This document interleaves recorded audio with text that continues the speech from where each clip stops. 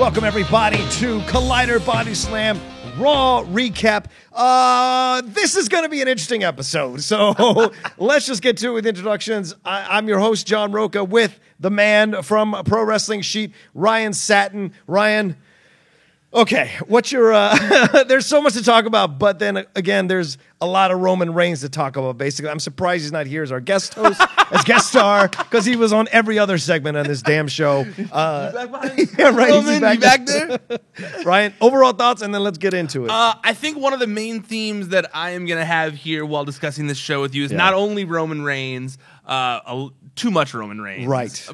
And I'm not a Roman Reigns hater, but too much Roman Reigns and a lot of copy and paste, it felt like, from last week, from stuff we've been seeing too often. So I was not a big fan of this episode of Raw. I tried. I even rewatched parts of it thinking, well, maybe I was like tired from work and I just didn't like it. Sure. Nah, I just still wasn't into the episode. Yeah, it wasn't my jam either, I have to say. It felt like a C, maybe a C- type of episode. The only saving grace to me overall was Paul Heyman's interview, which we'll get to in a little bit. But Jesus, now that's some acting. Oh, there was a highlight, and that was clearly it. I mean, there was a few good moments of the show. I didn't hate every single part of the show. There was even things involving Roman Reigns that I liked that we'll discuss. But yes, absolutely. I mean, that was, to me, the highlight of the show. And I will say, you know, last week, I was such a big fan of the show. I was really into last week's Raw. So maybe it was because I was on such a high from last week's Raw and we were heading towards SummerSlam and I felt like we were on a positive wave of momentum with the whole Brock Lesnar thing. And I will say the Brock Lesnar Roman Reigns continuation of that storyline didn't bother me as much as there was, even though there was too much Roman Reigns on the show. I still feel like they did a good job building towards SummerSlam. But yeah, it wasn't as good as last week. Yeah, we're all living in the Reigns verse is basically what we're the Roman verse, whatever you want to call it. But we'll start out. So anyway, it starts with Kurt Angle and the Roman Empire. The Roman Empire. That's right. That's what we're living in. Like, I don't want to buy that shirt. All right, Kurt Angle and Baron Corbin, they react to Brock's rampage last week. Roman interrupts and says, you know, hey, this is what you get when you kick the big dog out of the yard, whatever the hell that means. And then he gets booked against Corbin because him and Corbin are having some heat and they're back and forth here. And I thought, actually, this is Corbin's best match that he's wrestled yet as the Constable, in my opinion. What did you think, Ryan? No? You know, yes. Talk to me, man. It's not that I disliked Corbin. Yes, I agree with you. It was good for what Corbin. It was a good match for what it was. Yeah. I personally think I've enjoyed some of his matches with Finn Balor a little more. Okay. But you know, I just don't think the way to kick off a hot episode of Raw is a over 20-minute match with Baron Corbin and Roman Reigns with a lot of rest holds, just a kind of slow pace. I just felt like, you know, they didn't even, you know, even the opening wasn't that exciting. Like when he came out and he talked, you know, it made sense, right? You know, except for the yard thing. I'm with Roka. That line was so cheesy. It was we kick the big dog out of the yard. Like, okay, we get it. You're a dog in the yard. We get it. You don't have to say you're a badass if you're actually a badass. That's the thing that confuses me sometimes with these promos, man. I'm just like, if you can kick ass, most people can kick ass.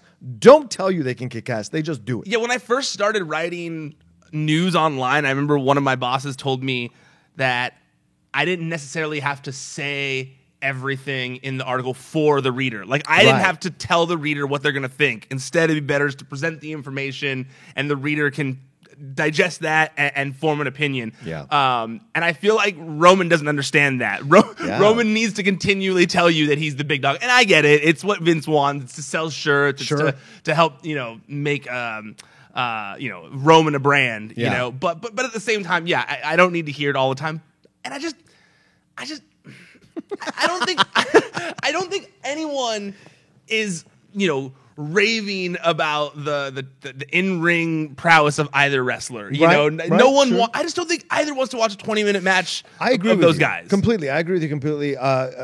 But I thought Constable did a better job in this match as a wrestler, trying to make the story work within the match. Absolutely. And Roman, I mean, I don't think they have the chemistry that Roman has had with other people. And so when it ended, it was mercifully over, but there were some spots that I really enjoyed. And the way it ended, it was a clean win for Roman. Yep. So, and you know, Graves was saying if Corbin could pull this off when he didn't expect to wrestle, it would be great for his career. So it's still this idea that he's the Constable, but he's still not necessarily a high-level wrestler. And that's the way they kind of are perceiving him in the situation. I even like how Baron explained why he backed off of Brock, where he was like, well, I already wrestled earlier in the night. Right. Like it wasn't that he was scared of Brock or anything like that. It's like, oh, I already wrestled earlier in the night. Like, I didn't need to do that type of thing. But yes, I completely agree with you in that sense that it was good in that sense. Yeah.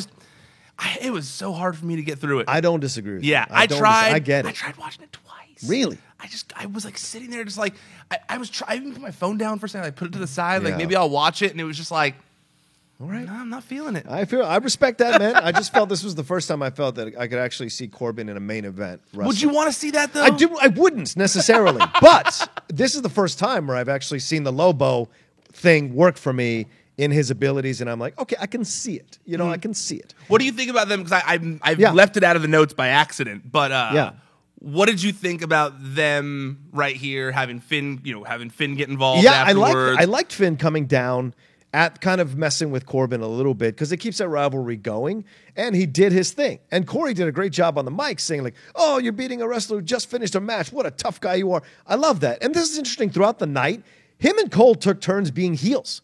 So this is an interesting way this is all going. Yeah. You know, Corey is usually the Bobby Heenan of the team, but in the Lashley segment, it was Cole who was kind of defending Elias, which we'll get to. So that was an interesting twist for me. But they do switch back and forth sometimes in that regard lately. Yeah, I've noticed that as well. It's a fascinating change. But I like Balor coming down. I don't think I mentioned this because I think it happened right here as well because I was a little zoned out on this part, as you've noticed. Yeah. But is this where they also announced that Finn and Corbin's official? I think it is. I think so. Official for SummerSlam now.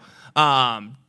You know, I do think after watching this week that they're going to have to go with the demon thing. Probably to make this interesting against still. Corbin though, man. I know. No, I'm not happy about it. Yeah. I just wonder, like, how are they going to make this interesting for a few more weeks? Like, how many more weeks do we have with SummerSlam? Like two. I think two. Only 2 more weeks? Yeah, I think. I guess you could stretch it out for 2 more weeks. He could. I mean, they could have a little back and forth promo next week. But this kind of just and then a tag team match. This just kind of lends to what I was saying at the top that I know this is going to be a running theme throughout this whole recap for me is the copy and paste factor. Yeah. Like this really didn't feel like anything different than what we've seen between Baron Corbin and Finn Balor for like the past 2 months. It feels like it really they've been doing this kind of like over and over again, the back and forth. One gets the upper hand on the other gets the upper hand on the other. There's no real story reason for them to dislike each other except for that Baron Corbin is the boss. Right, and says he's a little guy, which is the old stuff that people accuse Vince of, that Vince doesn't like little guys. Yeah. He only likes big dudes, blah, blah, blah, therefore the constant. Well,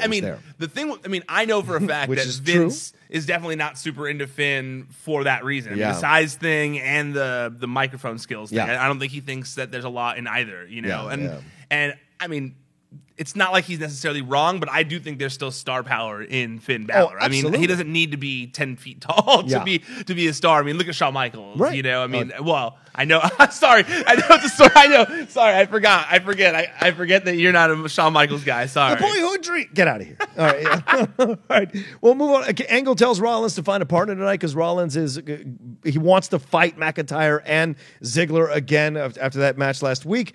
Then we get the match of the century, Mojo Rawley versus Bobby Roode, which I realize why I don't like Mojo. And respect to Mojo. Mojo's from my area, Alexandria, Virginia. That's where I grew up, around that Northern Virginia area. So I respect that. He's a former lineman. He didn't really make a big splash in the NFL, but he did go to University of Maryland. Respect. I think it's these guys that are NFL guys that come to wrestle. There's just that extra fluidity to their movements that 100% don't always work for me. Brock made it work because Brock just was another type. He was actually a professional wrestler. I don't know Mojo's experience beyond football. So to me, like, what was his name? Steve, the guy that was with the Horsemen for a while. Steve Mongo McMichael? Yeah, McMichael. Like, McMichael was okay, but he was big. He was awful. Right, exactly. And that's what I mean. I think these football guys just don't have the fluidity I'm looking for. Mojo's a big dude, but Bobby took care of business, and I like Bobby. It just, whenever I see Bobby wrestle, I go, my God, can we just put him in something that makes sense? Looking at him, looking in the mirror, I'm like, this is the heel. This is the Bobby I want back. Give me the heel Bobby. But that right there confused the hell out of me. Right. Which way are we going with him? What are we supposed to be getting from the Bobby Roode character? And this is what, and I know we talked about this last week, but just in general, like, this is the copy and pasting I was talking about, or just such a disconnect with Bobby Roode. Like, I like to hate Bobby Roode. Right. Sure. I enjoy hating Bobby Roode. Yes. But I don't enjoy cheering Bobby Roode. Yeah. And so I'm confused when you have him staring at himself in the mirror, full bad guy status. I mean, what good guy stares themselves in the mirror and marvels at their looks? You know, I mean, I get it. You know, he's a good-looking dude or whatever, but like, no good guy does that. You know, that's not a good guy character trait, staring at themselves in the mirror. And I was so, I didn't know it was just such a tiny little piece of like a 1 second thing you saw. But I was like, when I saw it, I was like, what is this? You know, and back to your point about Mojo. Yeah. You know, it's weird because I don't dislike Mojo as much as most people, as we covered last week. I like his entrance. Yes. His entrance is great. Okay, good. I dig the entrance. Okay, but I saw a question posed on Twitter that I found interesting because I'm aware that similar to Carmelo, there's a lot of people who don't like Mojo as much as I do. Okay. And a friend of mine, Nick from WrestleZone, he tweeted asking, you know, what could be done, what in your eyes, just anyone, what can be done to make Mojo Rawley more interesting again, and or just ever. Not, I guess not, and again, because not everyone ever found him interesting. But what do you think can be done to make Mojo Rawley an interesting character? Drop him down to NXT. Like Really? I just think Send that's him where back. I just think that's where he belongs. Like I just think there are certain like Mike Awesome. Mike Awesome was great in ECW. Couldn't make the jump, in my opinion, to like to WWE to the main. His style just doesn't work for a bigger arena. I think some guys are built to work in small, and women too. Some wrestlers are male or female are built to work in smaller environments. They just get over with the crowd more. It feels more daunting. They seem more overwhelming, bigger, more skilled. And I think that's what it is with Mojo. There are guys who come up all the time who just end up being these mid-carders in the long run. Rarely do you get what we get with the Maharaja, where they make that jump into the possibility of becoming a champion and being in that conversation. And I think Mojo is one of those guys that eventually will get lost in the grind of it all, and he'll become a jobber. And look, when he was walking through those Friday or those main event guys, those are all guys that thought they could come up and do something. And even Ryder had a belt for a while and had internet personnel or internet fame. Won the IC belt at Mania. Yeah, he won the IC. That's what I'm saying. So like there were pushes for these guys, but they just don't. Eventually, the crowds just don't come around on them. Mojo, I think the jury is out because there are enough people that are vocal on your side who like what he does. I just don't 100% think he'll fully get over with the fans all the way unless they do something completely drastic with his gimmick. But what's the next step? Be part of the Ascension or be part of the Bash Brothers or whatever they're called? Like, is that the next step? Because he's a big dude.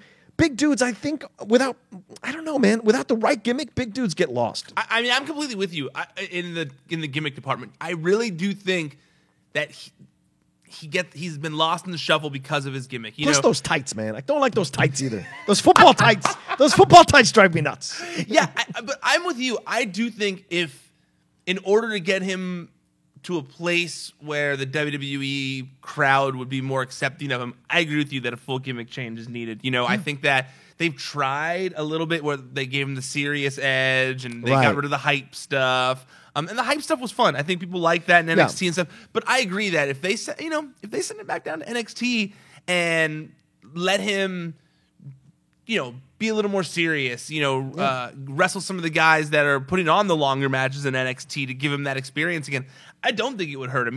There's people like a Tyson Kidd where, Tyson Kidd used to go back to NXT, went back to NXT and completely revitalized his career. Right. Now, granted, I know, before you guys all get in the comments like, oh, Tyson Kidd is a lot better than Mojo Rawley. I know. Sure. But, you're not... Mid-carders are mid-carders. Oh, then we're just arguing. Right. Then we're just arguing skill levels within the mid-card. All right, but you're still a mid-carder. All right, fair enough. I think Tyson was always a mid-carder, in my opinion. He was never a main event star. No, in my opinion, obviously never a main event Nothing star. against Natty or Tyson, but I do think that his revival in NXT and he was great in NXT. Return to the main roster with Cesaro as a tag team, good things were on the horizon for him. I do think he would have gotten much more over the crowd than he had gotten in a long, than in his entire tenure there. You don't think he would have gone the Cody Rhodes route and gotten lost with them trying to mess with his gimmick over and over again? I think that the cat thing was kind of getting over. The cat thing was people were liking getting that cat over. thing. I mean, even Natty kind of took it after Tyson couldn't use it anymore. Right. The cat thing and the headphones were kind of getting over. And I mean, they wanted to do something with Cesaro. They needed to do something with Cesaro. And it was filling that void. They had great chemistry together. They had a cool, tag finisher. Obviously they like Cesaro being in tag teams. They think that he helps kind of like yin to other people's yang. And I think that, that unit was impressive. It's possible they might have gotten lost in the mid-card, but at the same time, tag teams never really get a main event push. So I do think that they as a unit would have stayed together for a while and seen success. Okay, before we move on, I know we spent a lot of time on Mojo. Lars Sullivan and Mojo Rawley, tell me the difference. Well, Lars Sullivan's a lot bigger. And stronger. And he doesn't wear the football tights. He doesn't wear the And he fights for the belt. Also, Lars Sullivan was a lifelong wrestling fan.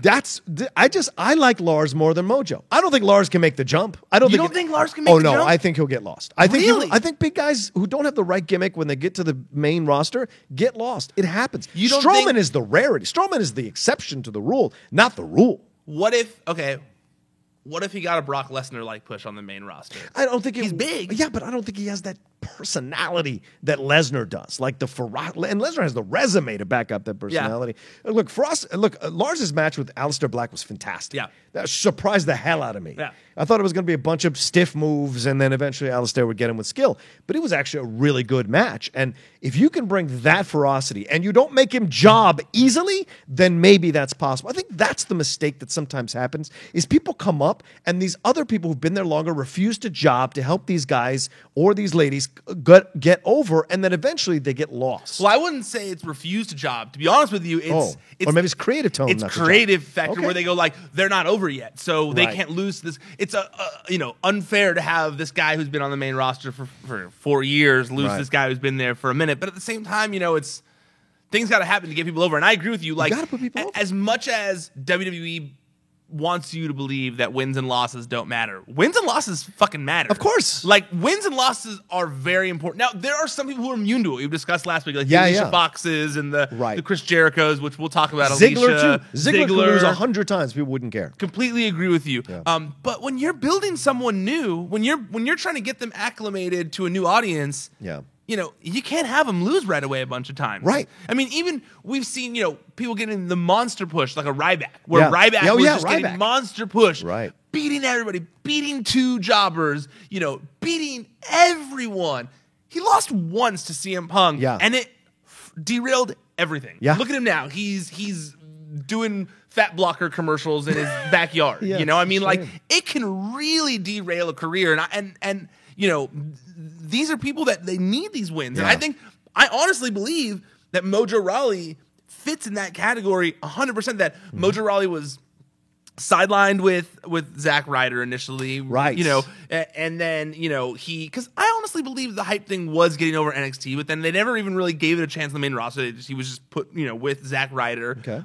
Then after that, when they finally broke up, like after forever, when they finally broke up, they started to give him a new character, but then it didn't really go full with it, and they've been confused and not sure what to do since. They gave him the Andre, not sure what to do with it since. But it's just been, I don't know, it's been like just a series of stop and starts that I think that people reject it at this point because they're like, no, you can't just start and stop every few months and tell us like, now we're supposed to care about this guy. Now we don't. Now we do. Now we don't. Like, we're going to care about certain people and you got to keep it going through. Like Elias. Yeah. They've never deviated from wanting you to care about Elias. Yeah. And that's why Elias is so over, because they stuck to it. Exactly. And that's a great segue, because Elias is the next match up here with all the stuff he's doing with the promo crew, with the documentary crew. And this is where Cole all of a sudden became a heel for, or a mark for Elias when Bobby Lashley came out and interrupted him when Elias was up there. I thought it was a very funny gimmick they were doing with the camera. I think they took a little too far having him in the ring roam around and stuff. Me too. Like, they were just overplaying it a little bit. It's funnier when he doesn't have to direct them and they're just doing their thing, and then he occasionally gets mad at them for doing the wrong thing. That's more interesting to me. And so Lashley came out at the right time, I thought, to kind of interrupt this thing and start this whole thing. So and then he got fooled again with the clipboard and he got hit and all this, but then he fought back. So I don't know where we're going with this feud, because both these guys are in a place of like, this is interesting. Who's really going to get over here and move into the next level of being pushed to the title? They're both like on the same tier right now, trying to go to see who's going to get that next level. Right, because Lashley was this close and obviously lost to Reigns, but Elias has had mixed results from his matches, but he's one of those guys you're talking about. Elias could lose 70 times. People would still love him. He's I was so literally over. just going to ask you. So you think he's already gotten into that category where he can lose, won't matter at all? If it says WWE walk with Elias, that mother effer is over. You know, if the WWE is letting you use their letters, you're over. Yeah. Right? No one gets to do that who isn't over. Yeah. Right? KO is Raw. Jericho is Raw. Like, no one gets to do that who isn't over. And I think they see that with Elias. And and this is an interesting thing. It's good to have that tool in the toolbox. Oh, yeah. When you're creative. You're like, we can put Elias out there. He can put someone over with a really good match. And then eventually he's going to get his push. I think Elias is going to go the Becky Lynch route. He'll take some losses, and then eventually he's just going to go on this run, and he's going to turn face. And he'll start singing the songs, and people are going to love it, and he'll go towards the title. I don't doubt that he will have the strap one day. I just don't doubt. How long? Unless injury, 6 months to a year. Wow. I do. I think That's so. a bold prediction. 6 months to a year. I really do. Before Elias wins the world title. Yeah. You heard it here first. I'm just saying, what do you think about this with Lashley interrupting and everything? I'm with you. I thought that I liked the idea of it. Yeah. But I did think it went a little too much with it. Even WWE.com afterwards, they posted the footage from the documentary crew funny. circling around him. We're like, okay, we get it. He had a documentary crew. Copy and paste thing here. It was very similar to last week where Lashley came out. They had a back and forth on the mic. Granted, they didn't sing Rockin' Robin this time, but they had a little quick back and forth on the mic. And then Elias, tricked him and hit him. I did like that Lashley was a little smarter this time and came back with it and then directed the camera crew to film him doing the suplex. But at the end of the day, they filmed him doing a suplex. Yeah. The suplex is the worst finishing move in WWE right now. I don't think we've touched on this yet. No, please, Ryan. You cannot have a vertical suplex be your finishing move. I mean, come on, Lashley. At least do a jackhammer. At least do something. Make it look like a brainbuster. Sure. I don't know, man. Sure. But, come on. Yeah. A vertical suplex? Like, if I were that camera guy, I would have been like, no, we're not filming your boring suplex. Do something cooler. Spear him. But then again, a leg drop. An elbow. We've had. But those are from the 80s. Well, no, the elbow's The Rock. That's from the 90s. Fine. Yeah, but and this thing. You're going to compare the people's elbow to a vertical suplex from Lashley? At least you're up in the air, like 6 feet up, 7 feet up in the air. With the elbow, it's literally a 3-foot drop. I like to think that, in The Rock's elbow right here is just filled with electricity. Yeah. So that's why it hurts so bad when he hits you. It's electricity hitting you in the chest. It's all The Rock's electricity coming down. That's why everyone reacts so much. I actually buy it. Lashley has no electricity in his vertical suplex. Who is the best finisher? Is it the stunner or the pedigree? Of all time? Of all time, would you say Stunner. It's neither one of those two? Stunner. Stunner's the best one. Right? Oh, yeah. It has to. I mean, when it's delivered correctly. I can't think of something that gets me more excited than the sound of Stone Cold's music hitting, him coming to the ring looking real pissed off, knowing that he's about to stun someone. It's one of my favorite things. When it's delivered correctly, it's fantastic. Yeah. And the pedigree is great, though, but the stunner is just because it feels like you're just actually getting your head knocked off your body. See, I feel like you're like me, and this is one of those things that I always struggle with. Yeah. Do you say that you got hit with a stunner? Let's say Stone Cold did the stunner on you. Oh, God, if only. Would you say I got hit with a stunner? Uh-huh. Or I was stunned by Stone Cold Steve Austin? I got hit with a stunner. Right? Yeah. No one should say they got stunned by Stone Cold. That's what people always say. I hear that a lot where people go oh, he got stunned. No, I got hit with a stunner. If you hit me with a dart, then you stunned me. Do you understand? If you hit me with this, I got stunned. I also hate the leg drop, though. Yeah, you do hate the Hogan leg drop? That's boring. Boom. Yeah, all right, fair enough. All right, Rollins' partner's status is questioned. Dean Ambrose is ruled out due to injury. We don't know who's going to be the partner. And then Ryan's second favorite moment of the night, Tyler Breeze shows up to be Seth Rollins' partner, CrossFit Breezes. But Roman says he'll do it all. I love this back and forth. This was great. Dude, Tyler, man, this could put me over with Tyler. Really? This was a great back and forth with him and Roman. I would love him trying to be people's partners, and then what Fandango finds out about it. It's a whole thing. And you could have Breeze, like the breakup of what is it, Fanbrizo? I don't know what they're called. Breezango. Breezango. Yeah, the breakup of Breezango would be great. Would be hilarious. Well, first, before we get to that, sure. Yes, I also love that segment. Is it just me, or did it feel like they basically said Dean Ambrose is going to be at SummerSlam by saying that Dean Ambrose is unavailable because of injury? Right. Like, we haven't heard the name Dean Ambrose in months because he's been injured.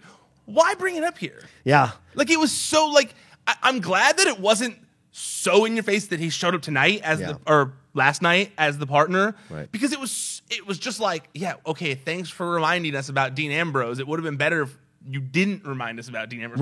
Right. I agree. And I think they're kind of playing into the fans' expectations there when they said that, because they know fans have been clamoring for Dean, and there have been been rumors that he might show up at SummerSlam. So this idea that he's looking for a new partner, they wanted to cut it. They wanted to nip it in the bud, which made a little bit of nonsense, because why not just let the fans get excited about who's going to come out, and then it's Reigns, but then he stopped and can't do it. Like, I would have I know they told him eventually and later on that he couldn't come out because he'd already wrestled.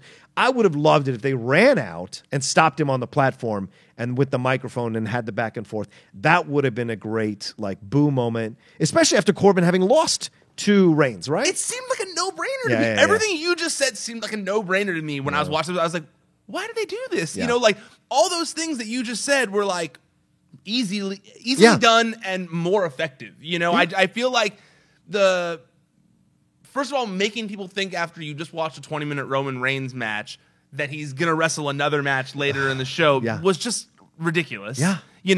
And if it had been like, who's going to be his partner? And then Reigns' music hit and then Corbin stopped them, or all that would have made so much more sense. What? And it would have played into the well, now at SummerSlam, who's going to be his partner? Roman's doing stuck with Brock. Exactly. Who's going to help him? Right. And then it's like, who's? Then Dean Ambrose music hits. Exactly.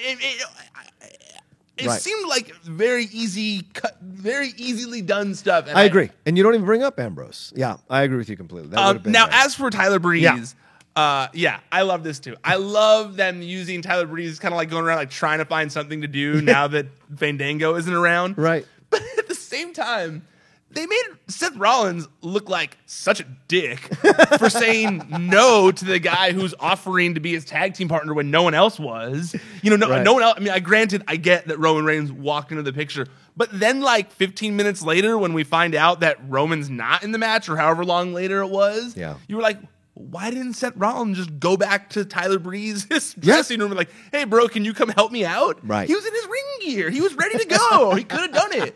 I mean, come on, dude.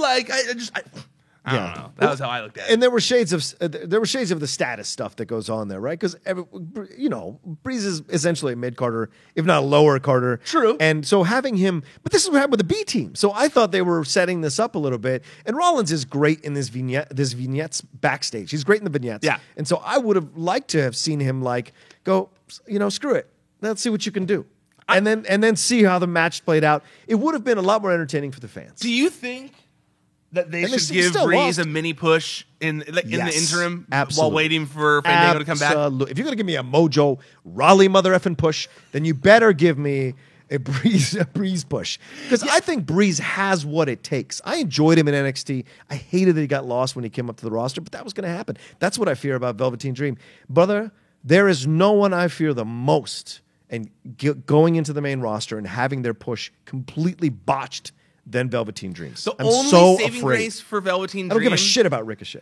Yeah. The only saving grace for Velveteen Dream, in my opinion, is the fact that he was on Tough Enough. For some reason, that helps. The fact that he was that Vince, there's only been a handful of successful people to come from Tough Enough. There's Miz, there's...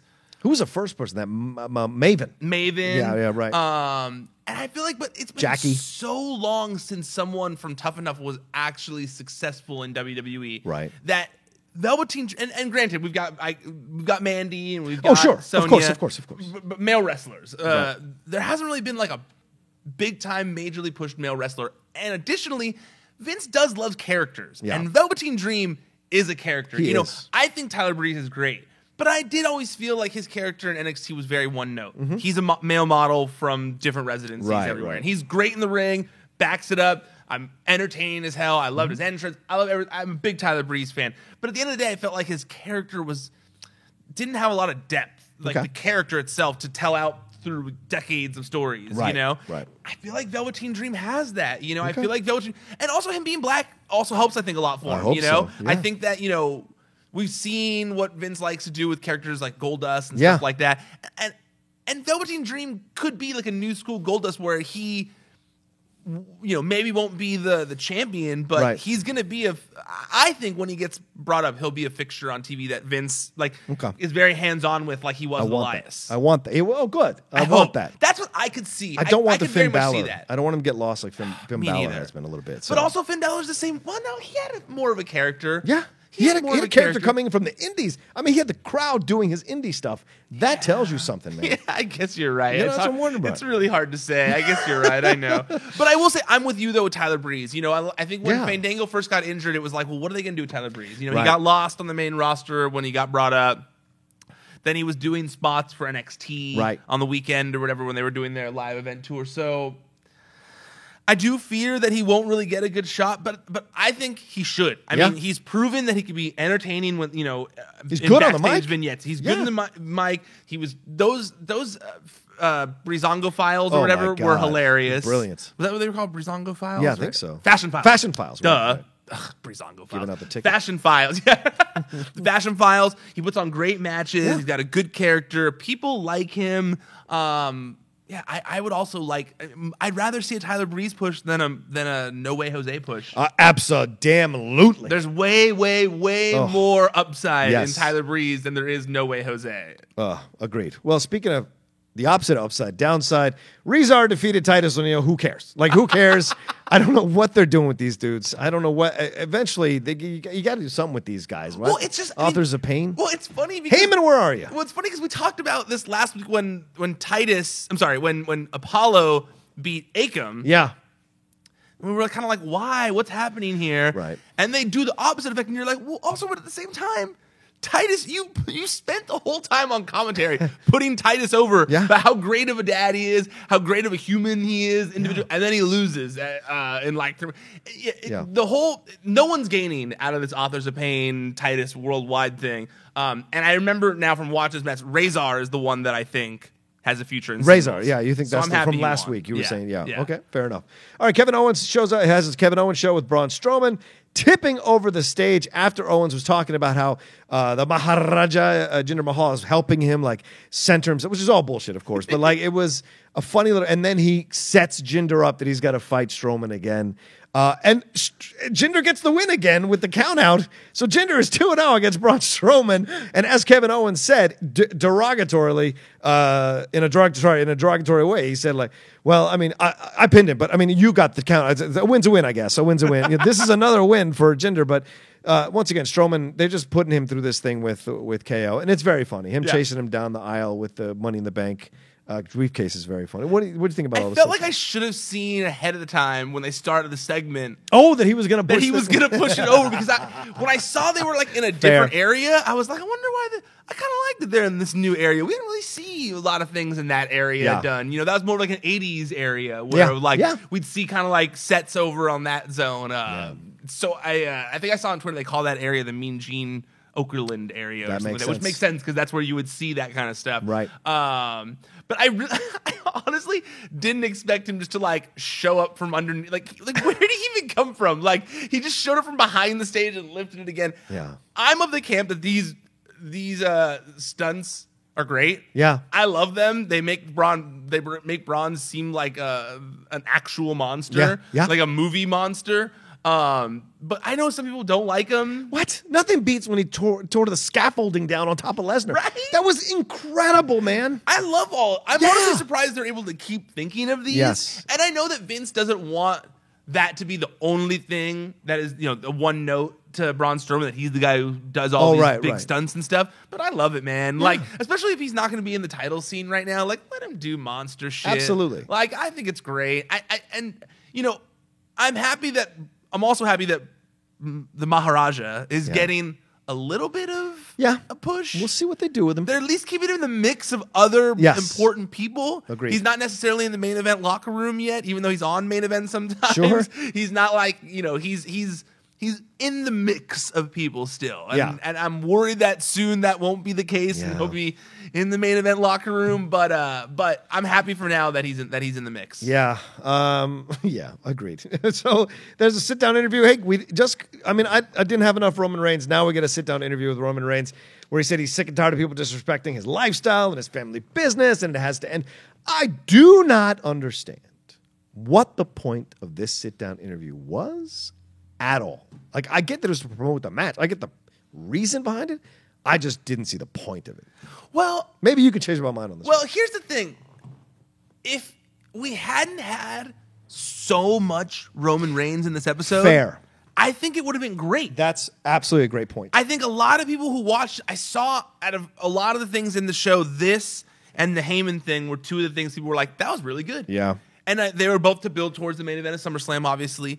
But I'm with you that it was like, we just had a 20-minute match. At this point in the show, we don't know that Roman isn't going to be wrestling in the match against the tag team match. Right. We don't know that at this point. So we're like, really? Yeah. You're giving us, and he's been in a backstage segment. He's been in a match. He's been in a lot of things at this point. So I did initially roll my eyes when I go like, why are we doing like what? Why? But I think it was well produced. Okay. I think it did serve its purpose of like making Roman look cool. Okay. Made him look tough. It did what we were saying the beginning didn't do. The opening of the show didn't do. Fair enough. I think the opening of the show was like, okay, we get it. It's your yard. Okay, we get it. This and that. We get it. We get it that you weren't here and that you weren't here to defend your yard. We get all those things. Cool. This is just to get to the match to Baron Corbin. Whatever. Yeah. But I think this one did a good job of being like, look at man. F Brock Lesnar. He's pissed me off. Yeah, you know what? I did lose to him once, but Seth Rollins, he cashed. I didn't technically get pinned in that match. Yeah. Greatest Royal Rumble, I technically won that match. If you want to look back at it, yeah, I lost at WrestleMania this year. Everyone loses. A lot of people lost to Brock Lesnar. Right. Like I did think in that sense, it was like these are all valid points. So you like the content. I like the content. Okay. But just maybe not after we've seen an hour of Roman Reigns already. And by the way, I don't hate Roman Reigns. I've defended Roman Reigns on Body Slam many, many times. I don't think it's his fault. I think the guy can wrestle. I think he's a good personality. I just think the booking and the creative haven't served him well enough. But at some point, dude, you have to make that turn. And if you have to make the most out of what you have. Do you know what I'm saying? Mm-hmm. And so if he is over to a degree, because I've heard the fans kind of started to turn on him in a positive way, but I don't know if a lot of Reigns is the right move. Yeah. So I wonder. No, I agree with you. I think sometimes like just, less is more with certain people. Yeah. And I think like the reason people used to like Roman when he was still cheered universally, he didn't even really talk. Yeah, he didn't say anything. He was the silent guy who just said like, believe it at the end, like we were like, yeah, we believe that, like, so yeah, I'm with you. I don't think everyone wants to see, but at the same time, in order to be the guy who is the face of your show, you do have to be able to be featured in lots of segments. I remember one time when I was on Vince Russo's show back in the day. Yes, there was a time when Vince Russo and I were friendly with each other. What? Where one time he talked about a Stone Cold Ryan, talk to me about Ryan. Oh God, bro. But we talked about an Attitude Era episode once, and there was never a time, at least in my opinion, in the Attitude Era, when Stone Cold was the face of the show, there were times when Stone Cold was in 15 segments. Yes. 50. And you know what? You didn't really care. You didn't care because were of Stone Cold. You wanted one more. You wanted 16. Same thing with The Rock. Same thing with The Rock. You could have 20 segments with The Rock. Yes, I get, I get our complaints of there being too much, but at the same time, if he's going to be the guy once Brock Lesnar leaves, even though Brock hasn't really been a fixture on the show, and Roman Reigns has already been the guy of the show. If he's going to be the one carrying the show as champion, it does make sense to feature him in lots of different segments at the same time. Right. But just make him better, I guess. I don't know. It's a good suggestion. All right, so Seth ends up losing to Dolph and Drew in a pretty controversial, supposedly, I think the ref messed up here, type of thing. They tried to cover it because the tag was made, but then the wrong person pinned Rollins. So I'm sure Rollins is not going to be next week. Take that off my record. It was the way it was supposed to go down. He's supposed to get beat for a little bit, possibly have a chance to win. But I think, I was kind of worried about this match, but then Rollins wrestled a really good match himself against two people, and so I appreciated that. And then they ended up winning, of course, obviously right at the end, so by the skin of their teeth, which I think speaks well of Rollins' push. And I just have this vision of Rollins holding that belt for a year. Yeah. I could see him coming, man. Yeah. No, I'm with you. I think he's got a long title reign coming as well. And I think we'll eventually get Dolph and Drew splitting up or something like that. Yeah. But I still have the same complaint here of the copy and paste thing. Yeah. The reason, and I think I mentioned this when we were talking about SmackDown last week, one of the times I finally got over Randy Orton, it was because they put him against John Cena a year and a half in a row. Right. And it's like, when I see the same match 2 months in a row, even if it's like a tiny little change on it, I just start to get like, I'm just not interested. Like, what are you really going to do that's different in this match that I didn't see last week? You're not going to do that much different, especially on Raw. Like, it's maybe a pay-per-view, things like that. But I know watching Raw, it's going to be, for the most part, it's going to be a similar match. And I think that's where I struggle with it, where, it was a good match. Of course, Seth Rollins, Drew McIntyre, and Dolph Ziggler are going to have a good match. Good point. If they had a bad match, it would be surprising. Right. I would maybe be more interested in watching that because it would be so surprising to see something so out of the ordinary. Because those guys, it's so hard for those three guys to have a bad match in any circumstance. I would love the gutsiness of a creative team going, we're going to do a whole match where they mess up every spot. You guys botch every other move, and then see how the fans react. That would be brilliant. Do it at a house show somewhere just to try it out. I feel like that's one where the creative would never do that, but I could see at a live event, two wrestlers being like, we're going to do this bad on purpose. But and then never work again. But at the same time, maybe not. Yeah, because you probably shouldn't do bad on purpose at your job. You would get fired. Vince don't suffer that bullshit. All right, B Team, they get new music, which feels like what was the oldest the cheering squad? What was the squad that was out of Spirit Squad? The Spirit Squad. It sounded just like Spirit Squad. It's immediately what I thought. Was me too. Squad. I was wondering if that was just because I didn't see a lot of people saying that on Twitter, but it was the first thing I had. My girlfriend was watching with me, and because she's the biggest Alicia Fox fan, so she was watching every moment of Raw this week with me, waiting for the main event. And right when it happened, I was like, "Oh, Spirit Squad." Oh, she doesn't know who Spirit Squad are.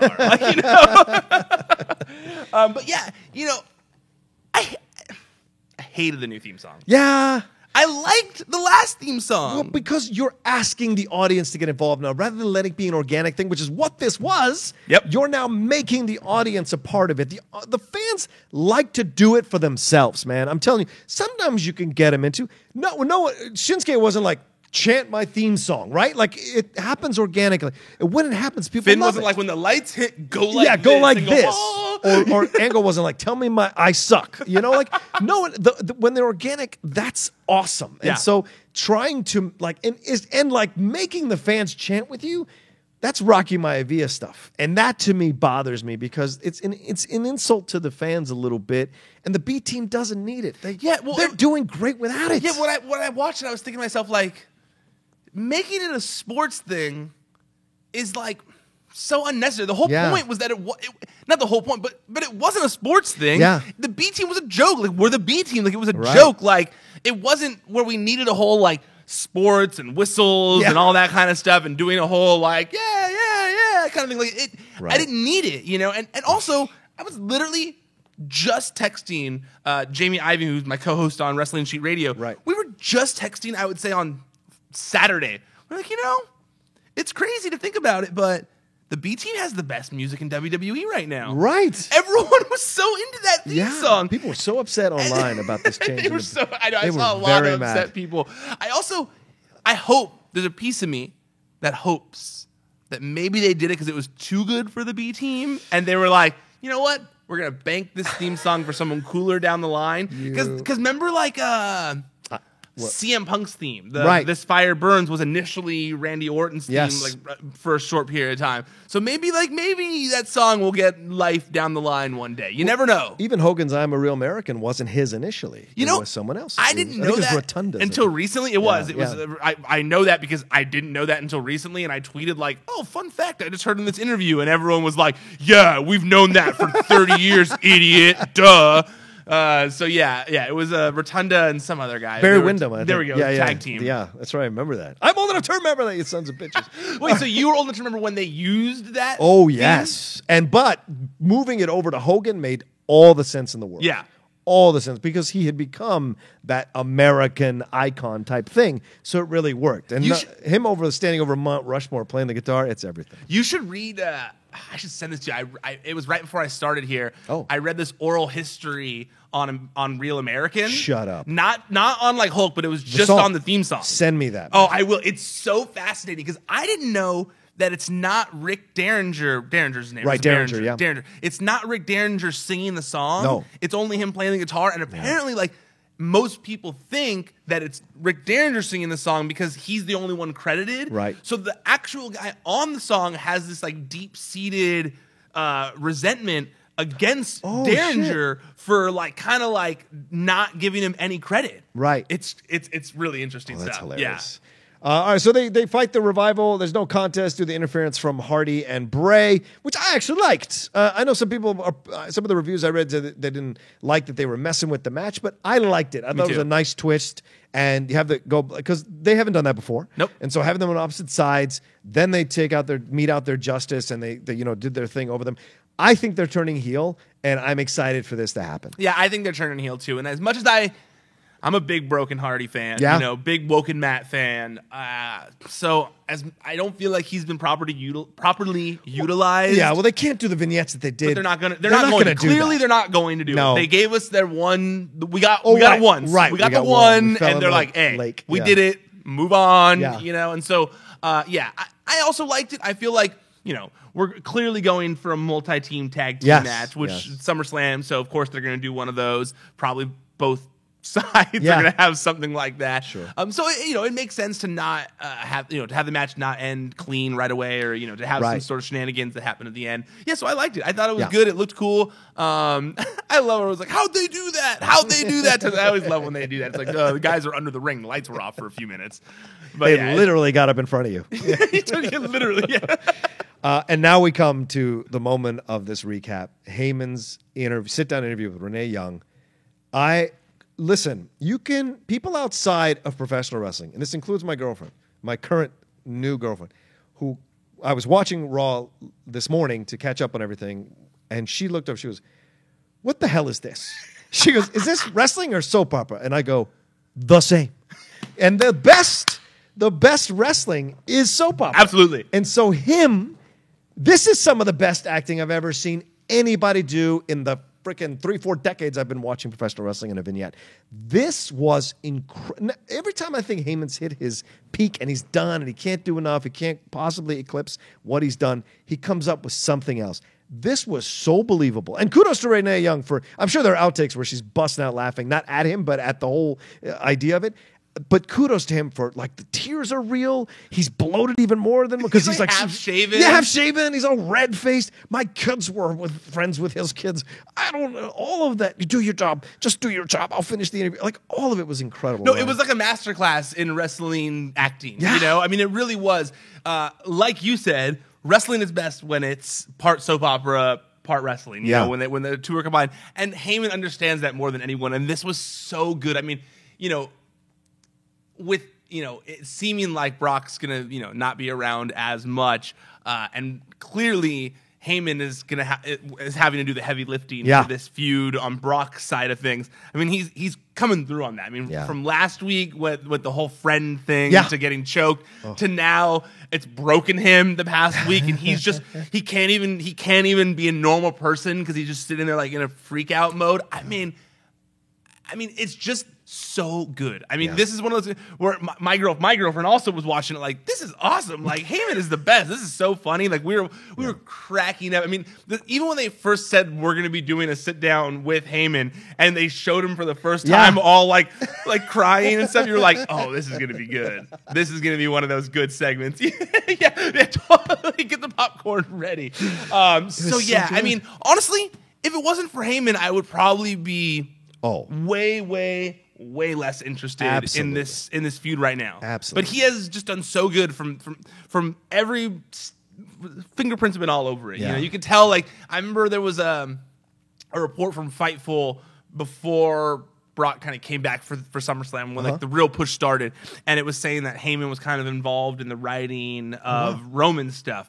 And in my mind, it was like, oh, he's already planting the seeds with this feud to help his next feud with Brock for SummerSlam be even better, because clearly Heyman's involved in it, in the creative aspect of things a little bit. So I love knowing when Heyman is involved in the creative aspect of things, and it's you could see it. It's why people are actually caring about Brock versus Roman this time. Actually, you had to do something different, and they really did. And it's almost like his own words from last week or the week before came true. This whole idea, what's the difference of insanity, doing the same thing over and over again, expecting different results. He's almost meta speaking about the promo for this match, right? This matchup again between Reigns and Lesnar. And that's the other thing I didn't like about the sit-down, where they called it an epic rivalry. It's not an epic rivalry.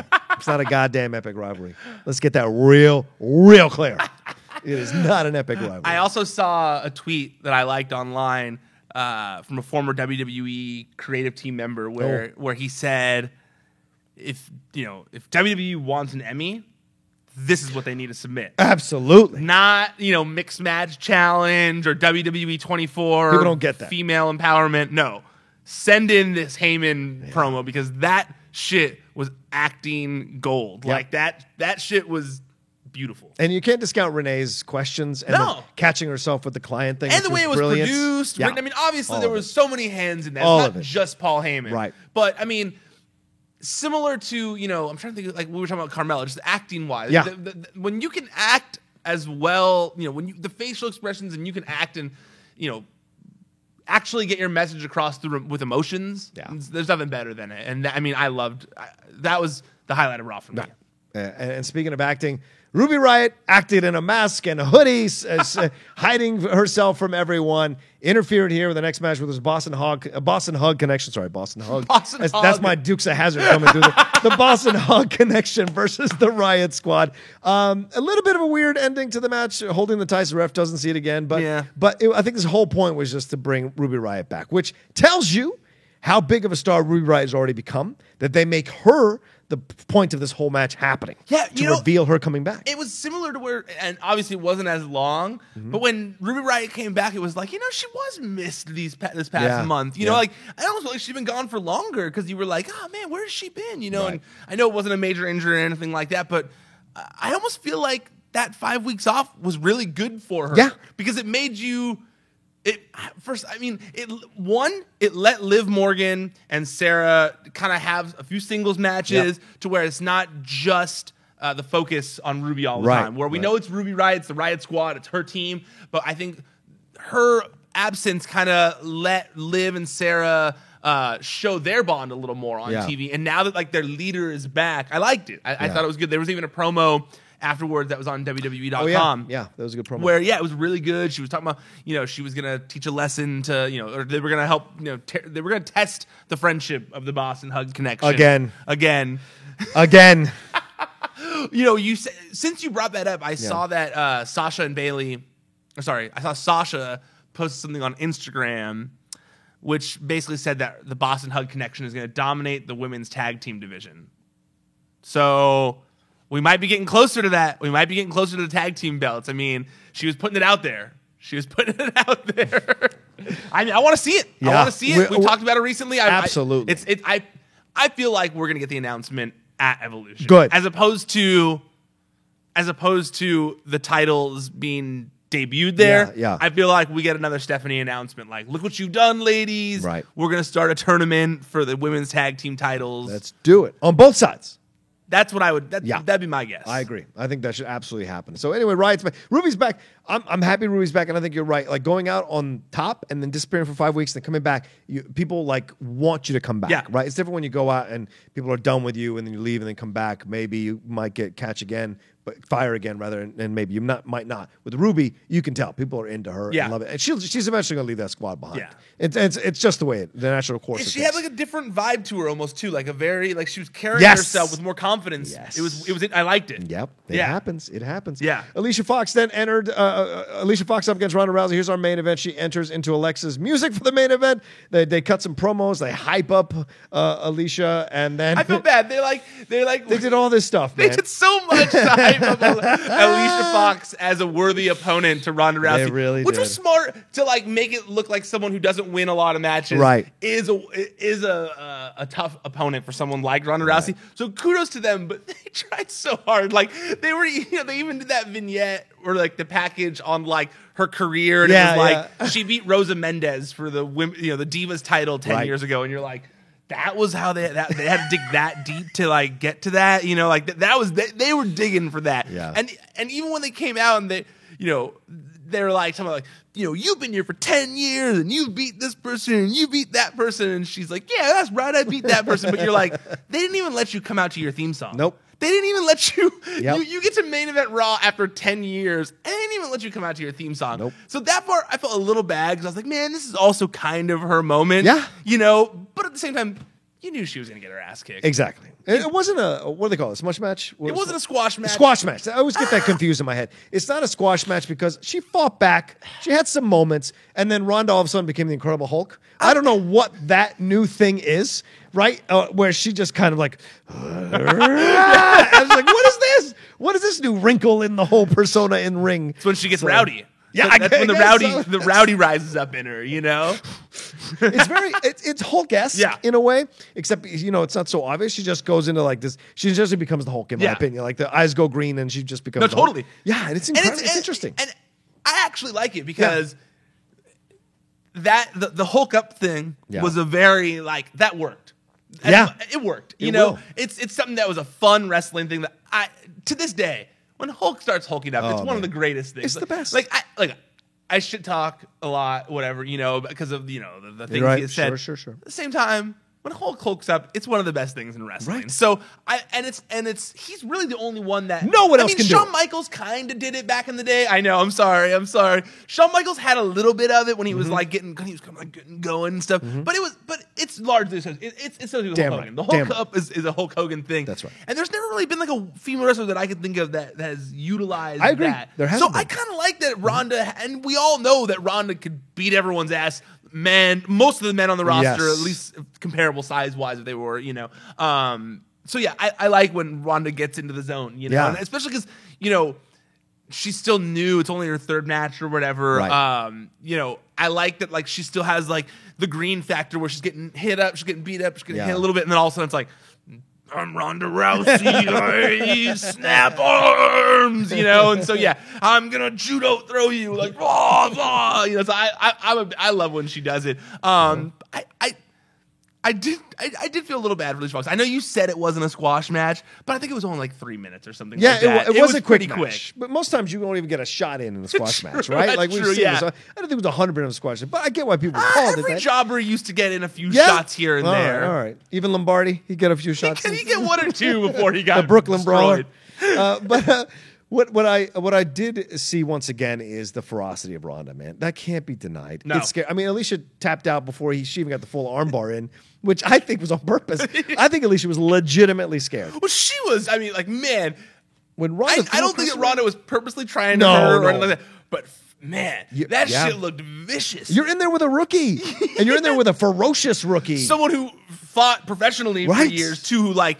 It's not the easiest thing to pull back. Yeah. I mean, those judo throws look intense. Right. Her throwing her against the side of, out the outside, that was scary as shit. And then when she threw her, she didn't give her an arc.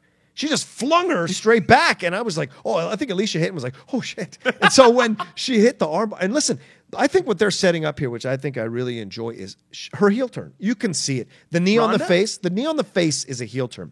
Talking to Alexa like that's a heel thing. It's not anytime soon, but it's coming. So all the tactics you enjoy her doing now that the crowd is, dude, she's so over. It's so shocking to me.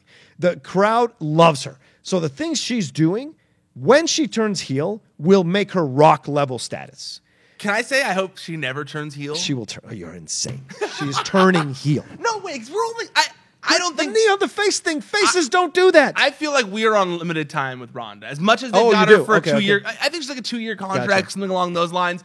But are we really going to get Ronda Rousey for like a lot? I feel like once the 2 years is up, she'll be a Brock Lesnar, maybe like part timer who comes in for certain things.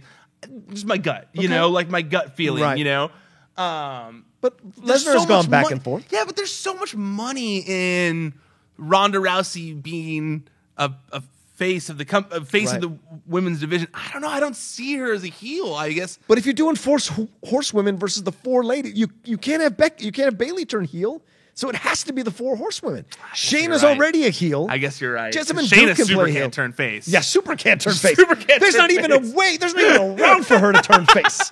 Maybe for a match she can be the good versus the evil because she's less evil, but in no effing way does she ever turn face. She can't do it. No, I think we're forever going to get Shades of Grey, Roman Reigns, John Cena, Ronda Rousey. With Ronda? Yeah, okay. I think we'll forever get Shades of Grey because at the end of the day, each wrestler is an independent revenue stream. Yeah. And I do think making Ronda Rousey a heel does put a damper in that revenue stream. Okay. I do think that makes less people want to buy her merch. And when you've invested as much as they probably did in bringing her in, they got to recoup that with all her merch money and stuff. Fair enough.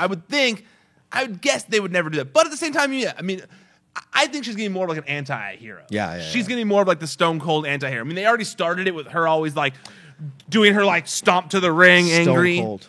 That's a great point, That's Ryan. how I hope they go with it. I like Stone Cold Ronda Rousey. Yeah. Even when Stone Cold was leading the invasion, people loved him. Yeah. Even though they're booing him, they're still loving him. Absolutely. And I think that even if she does a heel thing here and there, because she's such a badass. And scary.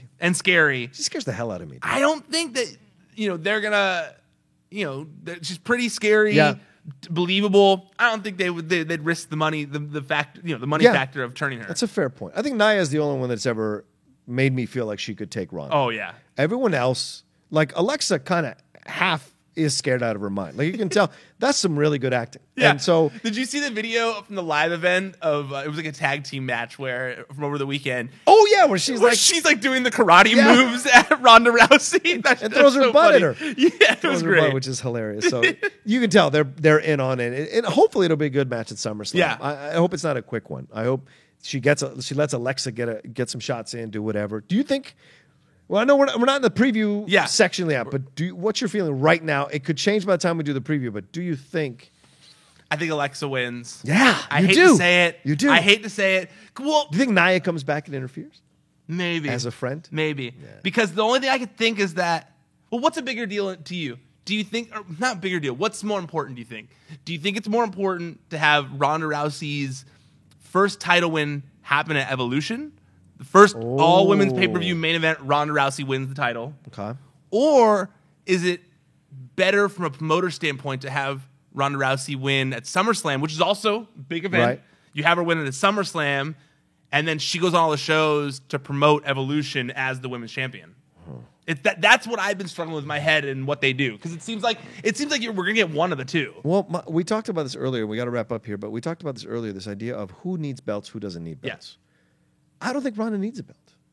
Strowman doesn't need a belt. Good point. Ronda doesn't need a belt. If Ronda wins it, I think she wins it at WrestleMania. I think we wait that long to see her carry the strap. In the meantime, she wins the fans over more and more with her fight and her the nefarious ways that people are beating her.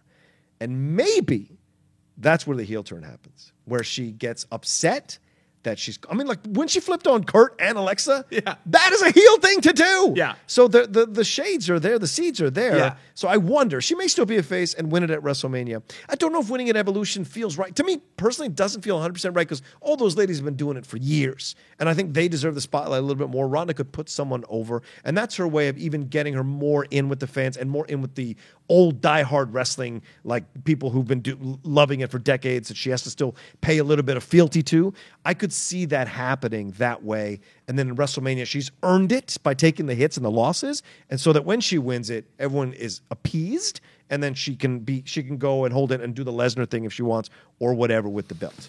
But yeah, I see what you're saying 100%. But Evolution could happen. No, absolutely. but if I were in charge, I also wouldn't have her win to WrestleMania. Okay. I'm the exact same way. Yeah. I wouldn't have her lose it all, though. No. Just because I don't think she should be losing it all. But yes, I'm in full agreement with you. But I also wouldn't be putting her in title matches either. Yeah. Like, that's my problem. I agree with that. I don't like her losing title matches so soon. Like, great. Right. You want to, put her in those matches where she's, helping to kind of be a part of the show as opposed to the main focus of it. Great. Totally understand that until we get to WrestleMania, she gets more experience. Right. She gets more wins under her belt. But I just don't like her in title matches losing. I don't think, It's a good point. To me, it's like when they brought Brock Lesnar, and I get it, that there's such a big difference between the two because Brock Lesnar was already in WWE, had experience, all that kind of stuff. But you don't bring some like if they'd hired Conor McGregor, I don't think. Let's say Conor McGregor got signed by WWE, I don't think they'd have him losing matches to pay his dues. Like they would have him winning matches, and if they put him in a title match, I don't think they would have him lose. They'd have I don't know. That's how I look at it. Okay, all right. So you think but you think Alexa's winning through some just DQ or some stuff? Yeah, okay. All right. That's fair. All right, well, that's our breakdown of Raw here on Collider Body Slam. Thanks, everybody, for watching. You know, we love doing the show. We love getting your comments. Thanks for tweeting at Ryan and I about what you thought about the show. And some people we've brought back to Raw, which was a really nice tweet to get. That was super cool. Yeah, that was very nice. You know, I'm sorry this show wasn't maybe the best, but, you know, keep watching. What's SummerSlam? Oh, I forgot that this is the show that guy went to. The guy tweeted us saying that we got him into going to his first live event in forever, and this was the show that he went to. He probably had a good time. Though he probably being live at an event is great no matter what happens in the matches. Being around everyone else who's into it is great. You're right. You know, and he got to see Ronda Rousey. I'm sure he was cheering his face off. True. So. Props to that guy. We're kind of sorry. Let's go. Well, Ryan, tell everybody where we can sign up and subscribe and everything. So go to ProWrestlingSheet.com. Daily updates, news stories. Please subscribe to us here. We are putting out video content all week. The button's just down there. Click it. Doesn't do you any harm. Helps us out a lot. Please click like on the video, share it if it's something that you're interested in. Spreading the word of the show really does help us out a lot. You can also follow the site on social media. It's at Wrestling Sheet on Facebook, Twitter, and Instagram. You can follow him. He's at The Roca Says. I'm at Ryan Satin. And yeah, please, I mean, honestly, the support for the show in just the past week has been really positive. I'm so happy that so many of you guys enjoyed last week's episodes, last week's recaps, SmackDown as well. I really enjoyed doing the show with Roca. I really enjoy hearing from all of you guys. So please, let us know, what you thought about this week's show. We'll keep the feedback coming. I make the changes. Hit up the comments. Let us know what you think. And we'll be back tomorrow for the SmackDown live recap. Yeah. All right. This is a Collider Body Slam Raw recap. We will see you next week with another breakdown as we get going into SummerSlam. ProWrestlingSheet.com